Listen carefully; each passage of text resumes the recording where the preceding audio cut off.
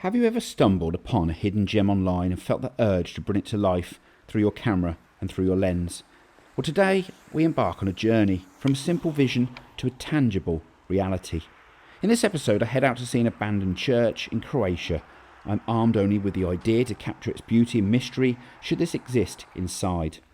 Just the Saturday prior, I actually scouted the location, the surroundings and the rural setting. Rural, but on a busy road. As a group, we left disappointed. Well-ish, the exterior shots were still pretty nice, but I did take a peek through the keyhole, and back I went, this time in search of a contact and a key. I wasn't going to be beaten. Discovering unique locations online can of course sometimes lead to disappointment. So many times in the past I've turned up only to be greeted by nothing. It's all part of the journey, but it's a journey that I enjoy. The allure is obvious, but research and preparation is key. Finding the location online, using any tips in Google Earth alongside resources that I can locate for up-to-date information.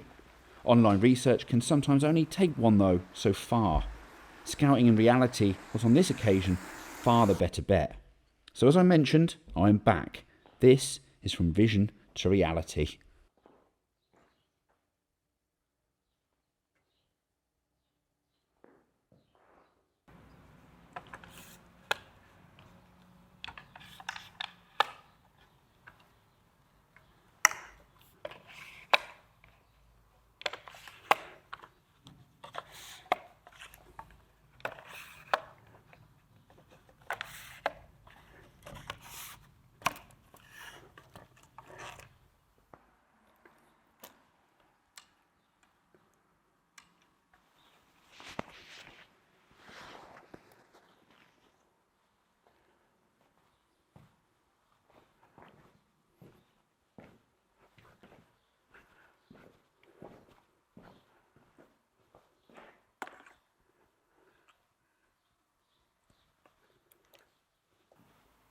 So for me, finding locations like this is what keeps me motivated.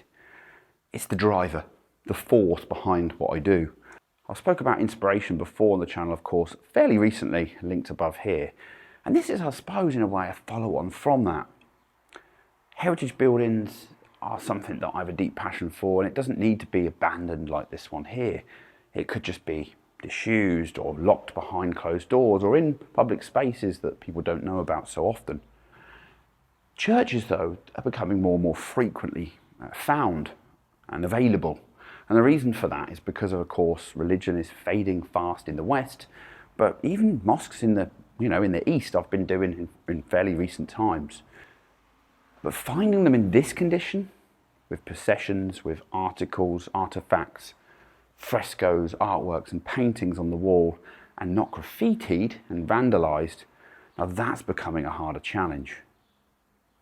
And because these spaces are becoming rarer to find in this kind of condition, this online research, Google Maps, going through articles, looking for latest images, maybe looking for clues as to the building's condition, this is becoming more important than ever. And in fact, I'd go further than that. I'd say scouting the location firsthand is actually something that I did really recently. In fact, I came down to this building just on Saturday. So this is currently Monday. I came down, had a group with me, we were scouting in Croatia, and I came down to this place and it was locked up. I've come back today, found a key holder, being able to open the door, come inside, and this is what remains. Unfortunately, the locking of the door these days is key to keeping them in this condition, of course, and finding that key holder is also becoming harder and harder as generations get older. And the more research you do, the more planning into your trips that you do, the more chance you've got of locating this kind of gem. Now this is a beauty, and this is something that I had that vision of. And reality is pretty much the same. So one of the first things I do when I walk into a location for the first time is of course just eye up the photography. What shots is it that I'm going to nail? And now here I've already sort of scouted the area. And upstairs is not only dangerous, but it's also very high in the frame. The composition wouldn't be very nice. A ground shot here would be fine. It's also not that tall, but there is elements in this scene that I want to discuss with you that I would love to include in my final compositions. Now, I could alternate between my 24mm and my 17mm lens for this shot, and I might try both, but to be honest with you, I think from the camera's position, where I am, full frame, I think 17mm is going to cut it to get everything in. I can always crop the final result. Okay, so I've set everything up-ish. I'm not actually, my camera's position isn't locked down. But before I do that, I want to discuss with you some elements in the scene that are going to make this image, I hope, fantastic. Now, first of all, I've opted for my 17mm tilt shift lens, not my 24, because I think the height of the building, I'm going to want to get some of this detail in, and I might end up cropping that end result to kind of, you know, fine tune where it sits within the frame. I know there's height in here up above some ceiling detail, and there's stuff down below that I want to draw your eye, the viewer's eye, into. So as I walk into the frame, you'll see here the main draw for me actually at this location. There's this light coming in behind the altar, behind the chandelier, towards the camera's position. Now that is going to mean the image should be fantastic. It should really draw your eye, the viewer's eye, into this image, and that's going to be a great result. Of course, there's key elements that I want to include. The chandelier here is, of course, one of them. All of this artwork and these frescoes on the wall here. There's also a little table full of decay here on the left-hand side of the scene. So again, I'd like to include that. I love the idea of one of these doors being open and the other one closed, because there's light bursting in on the right-hand side. That's giving it a little bit of interest as well. It looks fantastic. There is flags and stuff hanging up here above, but the lighting in this direction is pretty difficult. So it's going to be a 1-2 shot location place, in my opinion. The colours, and more importantly, the ceiling in here, I want to include. Now let's talk about that ceiling, because for me, the chandelier is hanging perfectly in the middle, which is actually quite rare. And it's hanging from a rosette on the ceiling, nice circular one, with decay either side of it. And there's this arch framing it beautifully, which you can kind of see in the video's position a little bit. So they're all the elements I want to include. So in other words, we've already pre-selected a 1-point perspective, but we could try out a 2-point as well. Now I'm going to nail this shot. So the key bit here is this tripod's position needs to be locked down firm. I need to get it right. So let's do that. I've opted to put 1 foot forward, traditional way of using the tripod, so I can stand a little bit closer to it. When using a tripod in this manner, it's always best to look for features inside of the space that you can use as a reference or a visual guide to where to position your tripod in the middle. Here we've got the pew, the altar, the ceiling detail, for example. I've kind of lined things up fairly well. Now, when I'm lining up compositions, I always overexpose on the back of the LCD so I can actually see what I'm doing, and then I bring my exposure back down. So that's what I'm doing exactly here. Focus is going to be really easy too. It's going to be just into the frame. I'm actually going to go onto there's a little ridge, a step up. I'm going to focus there. Now the key bit here, I'm actually just going to do 5 brackets. I don't need 5 brackets, but I am going to activate them. I don't think I'm going to be able to get back here anytime soon. The guy is actually fairly elderly. I don't know how available this place is. So I'm going to 5 bracket it, overdo it, and hopefully then we've absolutely nailed it. 1 stop apart, F8, ISO 100, easy. The key bit here is getting that composition, as I said, locked down. Zoom right on into the image, double check my framing, and I'm really happy now with where I'm sitting. So that's me. Now, the key bit here is I need to get out of the image when I've pressed it, when I've pressed the shoot button. I need a 2-second or 10-second timer on, because there is shadows down below that are actually in my frame, which you can probably see if I press record here. There's actually shadows in my frame that I'm in as I move about, because there's light behind your video camera position, and of course in front of me here there's light coming in, and I want that to be the emphasis, not this light behind. We focused. We've got our composition locked down, we're happy with it. I'm going to press shoot, and I'm going to 2-second timer kick in.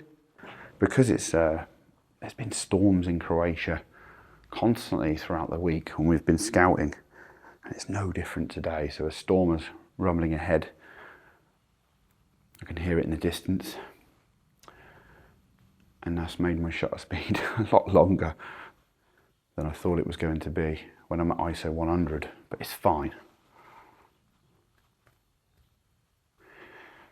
I could easily boost my ISO up, by the way. It's not really a problem.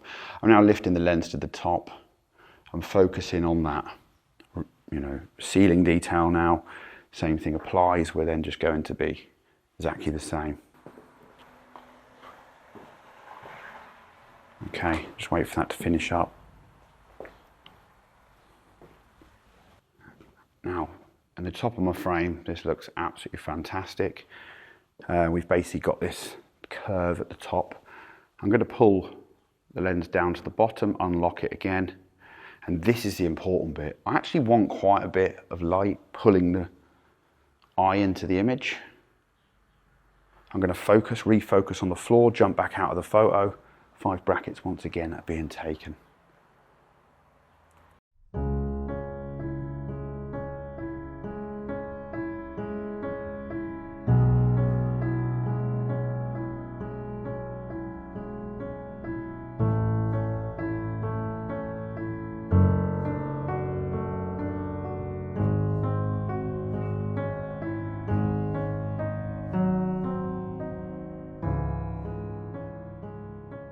Realistically, the actual photography these days isn't the hard bit, it isn't the challenging bit for me. Some of it's quite repetitive and quite easy. It's the actual getting into the location, the actual finding the gems. And it's something that I really enjoy. And actually that gives me the buzz to keep going. For me, photography is the reason to go to these places, these small villages, these small outlying areas of countries, through dirt roads, dirt tracks, off the beaten path. That's where you discover the heart of a nation. Sometimes the 1-point perspective for me is the only perspective of choice. And the reason for that is because I don't like stretching so badly these church minarets, frescoes, and in particular here, the ceiling detail is getting very stretched. Because I'm at 17mm on the top end, trying to get a 2-point perspective, in other words, angled shot, it is bent a little bit in the frame. And I'll show you what I mean now so you can kind of understand that. But realistically, it's kind of giving a real bent element, bent look to the framing. You can kind of see here, you've got this kind of bend looped round, which I'm not particularly a fan of. So I'm going to try it, I'll pull it off, but I don't think it's going to be the one. And to be honest with you, we've slowed down, we've enjoyed our time in here, we've nailed the 1-point perspective. So I'm going to go away happy. So in recent times, you'll notice there's probably been a slight change of direction in the channel. I've been trying to do more of these inspirational intros with inspirational content within the video alongside the education. This is the kind of thing I want to do moving forward more and more. And as the channel grows, that's what I'll be looking to do. That pretty much wraps me up for this week. I hope you've enjoyed it. I really enjoyed these images. That light coming towards the camera's position was fantastic. I hope they edit up well. That's all for this week. Got any comments, leave them below. I'd love to hear from you. Until next time, bye-bye for now, guys.